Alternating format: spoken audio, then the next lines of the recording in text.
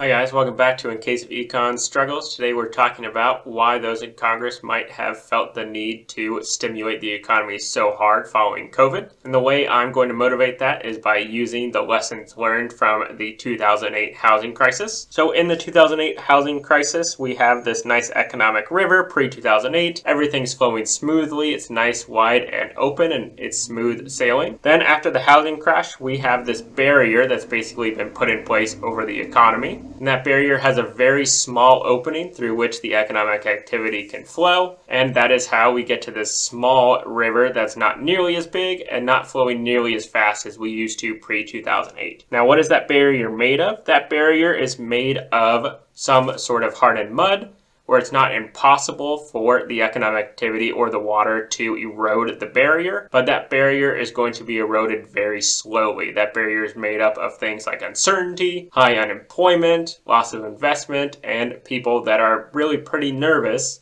about putting their money into any sort of investments. So what does Congress try to do? Well, they try to stimulate the economy. They mean give people the tools to sort of overcome their uncertainty or worries about investing, and so that the hole in this barrier will be larger. But that stimulus wasn't necessarily super large. And what happens is you now have a barrier with a larger hole in it so that the river is wider and flowing a little faster. But you can see that it's nothing like the economic river that we had pre-2008. So what happened was, over the course of several years, the barrier was eroded and we got back to that pre-2008 economic river, but it took a while. And so I'm going to argue that a major lesson that came out of this whole mess is that the next time we're in a deep recession, maybe we need to stimulate the economy a lot more than we think we need to. And that's how we get to COVID, with those stimulus packages and lots of spending in order to try and go directly from this post-crash river back to the old original economic river.